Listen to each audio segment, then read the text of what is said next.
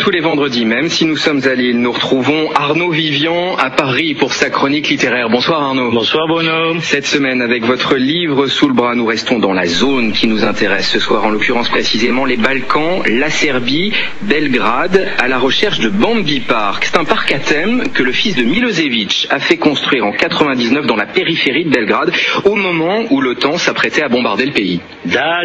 Bruno. Effectivement, David Dinota, l'auteur de Bambi Park, fait partie de ces jeunes écrivains qui renouvellent totalement la fiction française et qui retrouvent dans le roman la voie de l'engagement. Alors ce n'est plus, fort heureusement on va dire, le vieil engagement sartrien, mais il est aujourd'hui plus teinté de raisonnement que d'idéologie. Alors au demeurant, Bambi Park de David Dinota est ce qu'on aurait appelé au XVIIe siècle un roman philosophique. Pas étonnant que Swift soit un de ses auteurs préférés. Alors sur un ton badin, léger, souvent drôle, l'humour étant ici la politesse de la philosophie, on a envie de dire, David Dinota s'interroge sur la notion de guerre, ouvrez les guillemets s'il vous plaît, humanitaire, de guerre juste, de guerre au nom des droits de l'homme. Il fustige l'idéal kantien qui nous gouverne, cette philosophie grotesque, je le cite, fondée sur l'espérance en un destin rationnel de l'humanité. Pour David Dinota, les hommes refusent de comprendre, portés qu'ils sont justement par ce vieil idéal kantien, que leur liberté dépend non pas d'un droit international quelconque, mais de la guerre elle-même. Une réflexion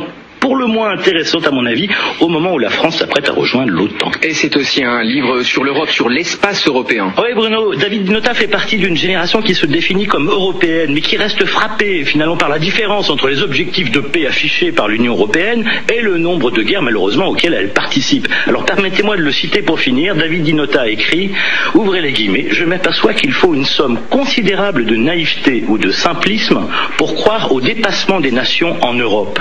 Que cette vérité soit désolante. Aux yeux du plus grand nombre, je le reconnais sans mal. Mais faut-il atténuer une vérité parce qu'elle est désolante? Doit-on raconter des histoires aux électeurs européens sous prétexte que leur besoin de consolation est impossible à rassasier? Je crois que c'est une bonne question.